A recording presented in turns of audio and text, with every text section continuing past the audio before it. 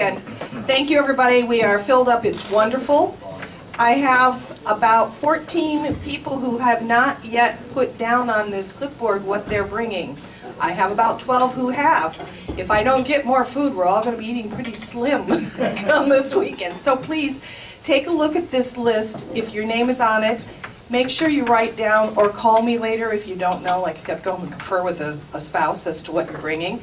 But let me know so that I can plan for dinner this coming Saturday night. Thank you very much. Coming this way. Yvonne, what are you most short of?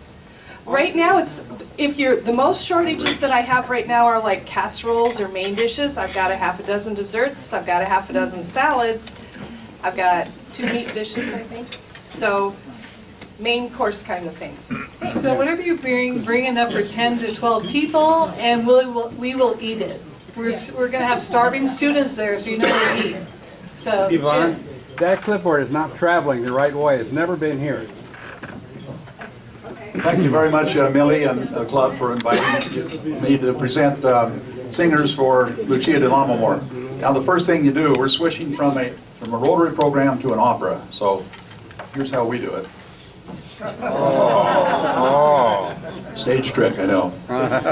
So I want to recognize 2 people at the moment. Gary Sears, back there, raise your hand, please, who's our head of our outreach, the opera's outreach committee, and Danielle Naylor at the keyboard here.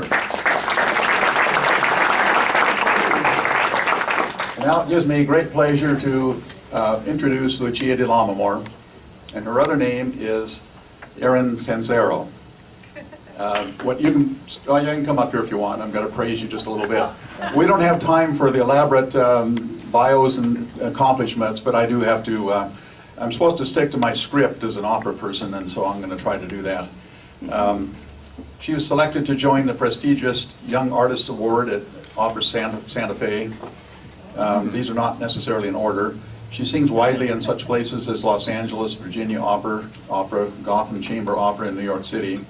She's received awards from the Metropolitan Opera National Council Auditions and the Mario Lanza Foundation. And she doesn't know this, but she's been nominated for an LVO, Livermore Valley Opera Award, for the smallest singer with the biggest voice. And the last point is, in her spare time, she owns and runs a successful business. And I think it helps her in her career, but if you want to know more, you'll have to ask her at the question time. So I give you Erin.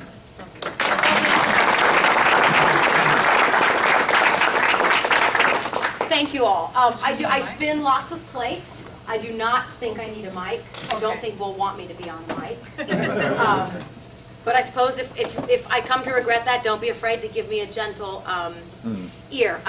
So whether you're familiar with Lucia di Lammermoor or not, it is I would say, top 10 and probably top 5 opera. It's performed all over the world, and to sing the role of Lucia is a real treat and thrill, and something I've been imagining doing in my bathroom since I was probably 11 or 12 years old. So it's a real privilege to get to put her on her feet for the first time for me. It's not something I was sure would ever come to pass. So this is what I hope is the beginning of many. And thank you all for the opportunity to sing this aria live for the first time.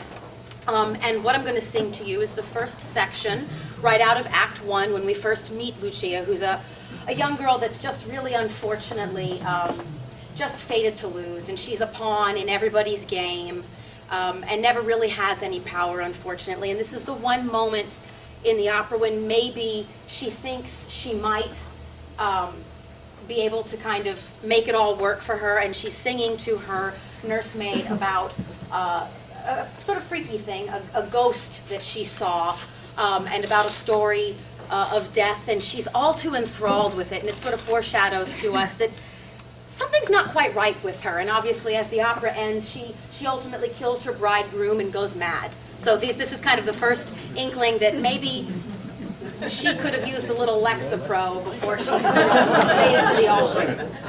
So with that said, I'm going to sing the first chunk of Regnava nel silenzio.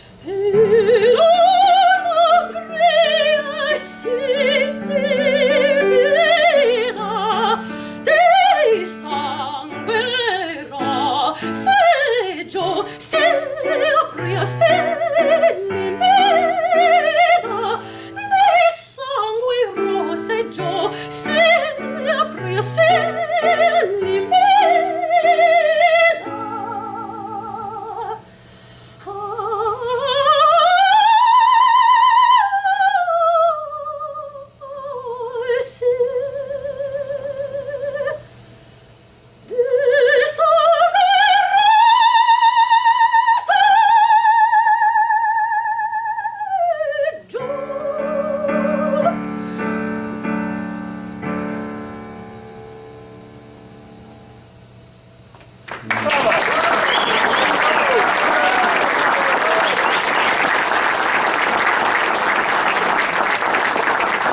aria doesn't end there, and to hear the rest of that, and to see me get to go mad on stage for the very first time, I've spent more time on the floor than ever before. It's thrilling. You have to purchase tickets and come and see it. And I truly, personally would appreciate to look out in the audience and see some faces giving me support. So I hope to see you there. Thank you, Erin.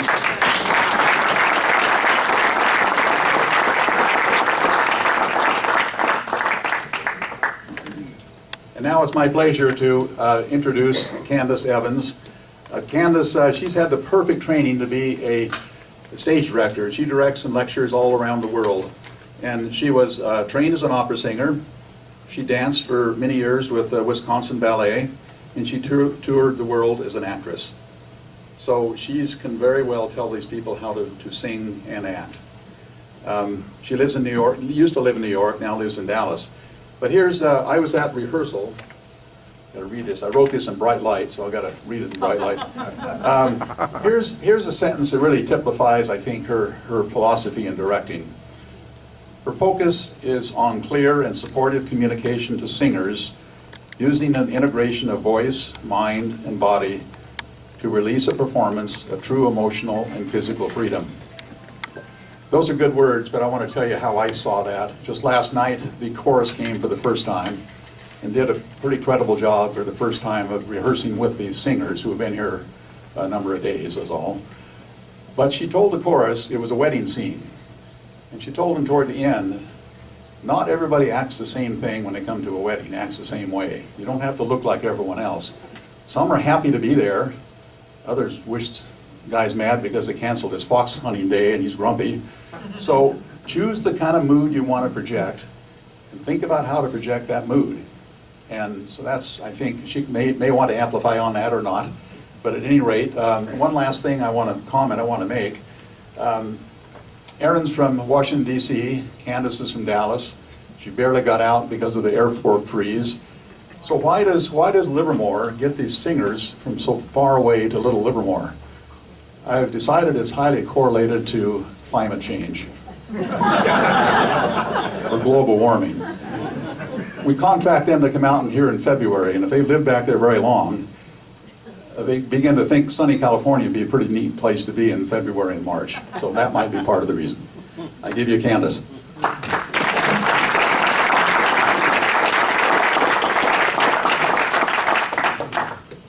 I will take the microphone, as I'll be talking all day, as poor Erin will attest. They have to endure an awful lot of chat from me. I actually am delighted to be here in warm and sunny California. Dallas has been an anomaly. I left at 26 degrees. They don't know what to do with snow and ice there at all. I was raised in Wisconsin, so I have a better idea of it, but nonetheless, I have lost the knack for cold. You were told a little bit about my background, and I would like to make a very strong point and a thank you to people just as yourselves. The support of the arts through education for the young and support of the arts through organizations such as Livermore is a complete explanation of how I got to this point in my life. I was a little girl in Wisconsin. My mom is a painter. My father was a photographer. So I was raised in an artistic household. But the absolute reason that I've gotten to this point is the grade school I went to. My music teacher was a retired opera singer, and my principal was a barbershop quartetter and chorus guy. And every Friday afternoon, an hour before classes were dismissed for the week, the entire school, K through 6 rather, gathered for an hour to sing together. It was a celebration of music, a celebration of time together, and of equanimity of all ages being able to do this. Those lovely people, Lois Dick and Norman Clayton, both no longer with us, formed an organization called Let's Sing, and they did a radio program once a week for schools across Wisconsin that couldn't have music teachers. Programs eliminated, no support. That kind of dedication is the kind of thing that I know all of you do. You see to it that kids get what they need, that businesses get what they need, that arts organizations get what they need. So by way of thanks to you, I'm sure the Rotarians in Wisconsin were the ones, but nonetheless, you're all part of the family. So, one of the things that I'm often asked is, yes, you were interested and that was your trajectory. You started as a ballet dancer, you started as a voice student. How did you get to be an opera director? As I'll tell you, I do fly all over the world, and the best conversation stopper that there is when they say, so what do you do? And I say, I'm an opera director. And they assume, of course, that I'm the maestro and that I'm waving my hands in front of the orchestra. And I have to say, no, that isn't it at all. An opera director tells the folks on stage what to do. But it's a whole lot more than that, too. So I thought I'd share a little bit of the process of how you go from the page to the stage without being too didactic here. What happens is I get a call, for this instance, Livermore Opera. And the direct thanks, somewhat global warming, yes, but more specifically Erie Mills, who I met at Santa Fe Opera when I was directing there, so we have that in common. And Erie called and she said, so we're doing Lucia, and I think we need a woman director. We don't have a whole lot of women directors. And I said, oh, you had me at hello. Of course I'll come. I would love to do that for you. So here I am. So what happens is I get the contract offer from Livermore Opera, and then I'm sent the score, which is just the music. And that's where I start. I look at the music, I listen to it, I read the text, and I decide how the story gets unwrapped. In a summation, what I feel a director's job is to open up the story so that when you are there, you understand what's going on. Whether that's with super titles or without them, the physicality of what people are doing on the stage, paired with the text and the music, should tell you what's happening. We've all been to Target and stood behind somebody who's pushing their cart like this. And we know it isn't their best day. The physicality of what you do with an object, how you pace yourself, tells the story. A lot of what Erin referred to as being on the floor a lot, poor thing. I found out she did aerobics, and I was like, okay, we're all set with this. But Lucia is very beaten down. The world keeps tossing her aside, and the physicality of her going to the floor helps tell that story. So anyway, I decide how the story should be put forward. I'm sent pictures of the set, I'm sent pictures of the costumes, or in this instance, I work hand in glove with the fabulous Bonnie, who is arranging the costumes to my specifications, which I fear were a little demanding, but she is bringing it forth beautifully for us. Then I'm sent ideas about what props that we have and what props I might want, and we stir that all together, and then I know what the world is going to look like. Then I decide, by looking at the score and listening to the music, where people come on stage, where they sit down. Do they sit down? Who do they talk to? What's happening within the scene? It isn't just about who's singing. As you know, when you're watching two people have a conversation, there might be somebody over at the side going, really? And that happens on stage too. So those are the specifics that we craft in order to bring the story together. The other really critical point is that I try to direct where your eye should go on the stage. You know, when you see a busy street scene, you don't necessarily know where to look or what's important. My job is to help you see who's important, what's important, so that you can put the crumbs together and follow the trail. And my job also is to make you lean forward and participate. I believe in the imagination of the audience as making the story lift. So that's, in a nutshell, what I do. When I arrived on Sunday, it's the first time that I've met my artists for the most part, and this was my gift of chocolates right here. Because if you don't have a good Lucia, you're done. And I have an exquisite Lucia. It's very true. It's very, very true. So to that end, I'd like to open up to a question and answer. I'm sure you have some thoughts that Erin and I can hopefully answer for you. Anybody have a question? Yes? I have a statement. Oh, yes. I was at rehearsal last night, and so I came home at 10 o'clock or 10:30 at night, and my daughter was there and her boyfriend was there, and they said, well, how's rehearsal? And I don't know. Yeah, you did. Oh, sorry. And they said, well, how was rehearsal? And I said, well, for one thing, the coloratura that's singing is phenomenal. She has a marvelous voice, and she's incredibly good with her pianissimos. But what was astonishing is I knew she had sung all day long, and then I watched her go through in the evening all of Act One, and she never stopped for a glass of water. She's a complete athlete and an exquisite artist.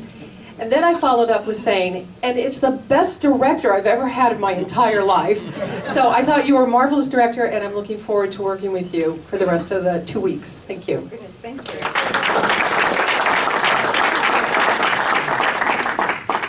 And your question? My question is for Erin.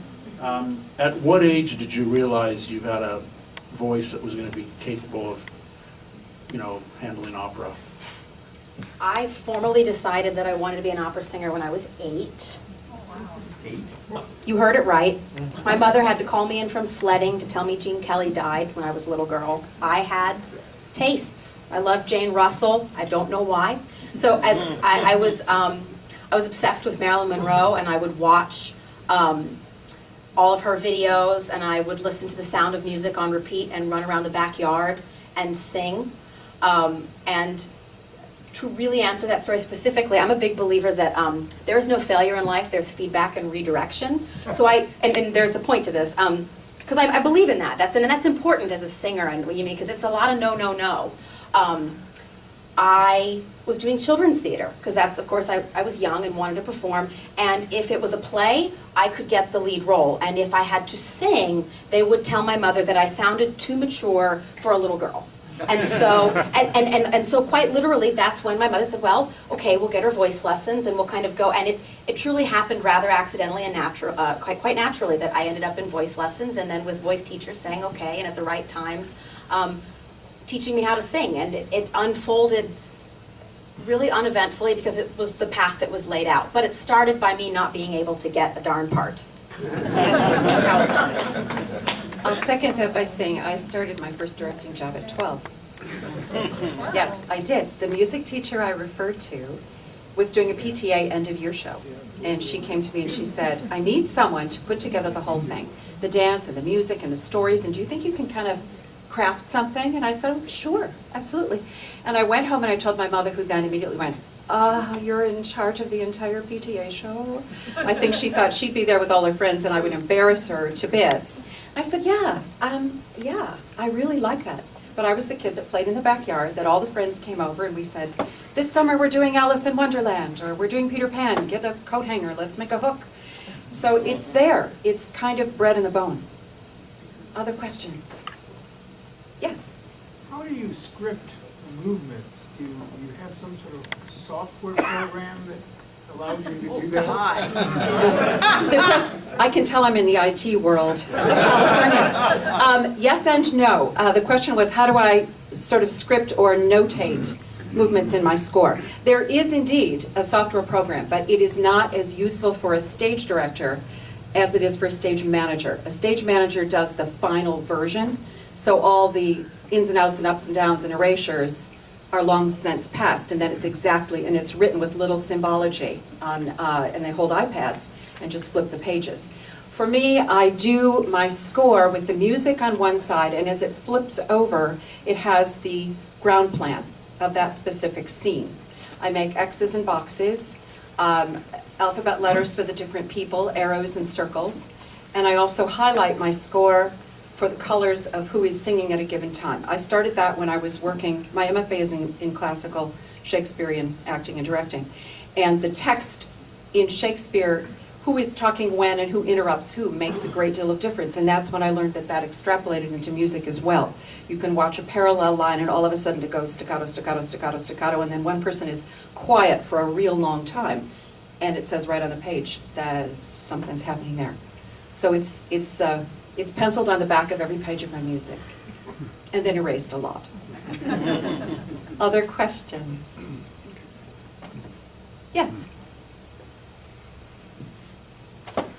Question for both of you. What is the most unusual production that you've ever been in?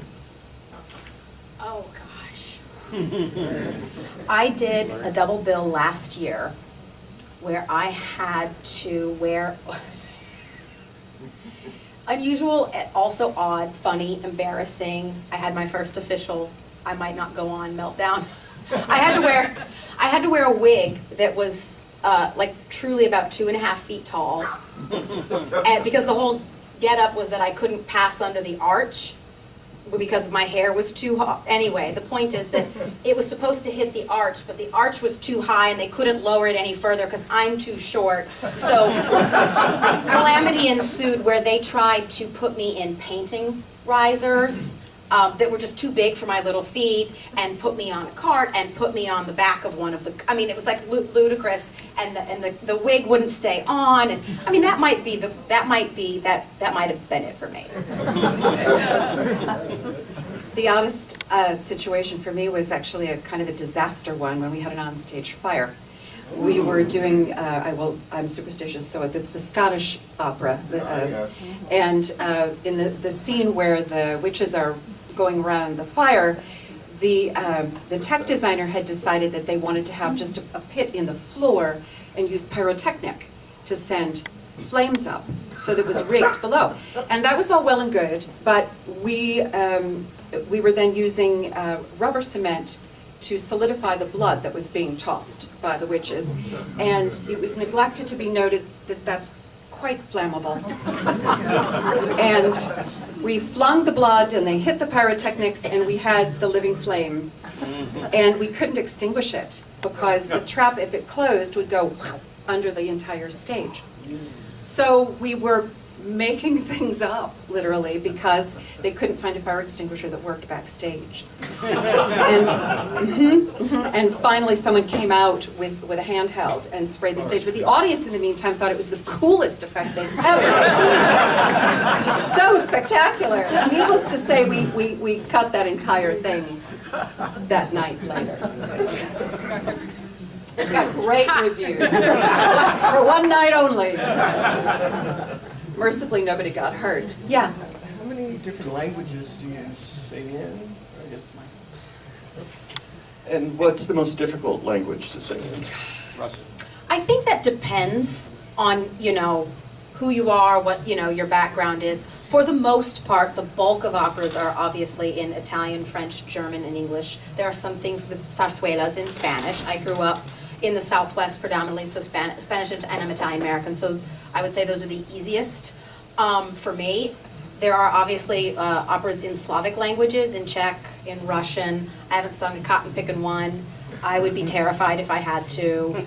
So for me, I would say that if I got asked to do a Czech opera, I would have a panic. But we live in a beautiful time where literally in my time growing up, all language books for how to phonetically approach these things have all come into print and publication. And the woman I did my undergraduate with has written the definitive text on how to sing English opera. But it didn't exist prior to that. When I went to school, it didn't exist. We were working out of a spiral bound of what would become that text. And similarly, a Czech and Russian book has come into print. So it's an incredible time to have all those resources. I can't imagine what it would have been to have sung a Czech opera in 1920. I would have maybe had to pass or just give them an approximation. And I've directed in English, French, Italian, German, and Russian. And Russian was the most alarming because it's Eugene Oneg and it's written in the Cyrillic. So Right, yeah, it's a whole other thing. it's a whole nother deal. But it's part of the really luscious thing, that you get to play in all of these different languages. It's better than crossword puzzles for the memory. So let's give a big hand to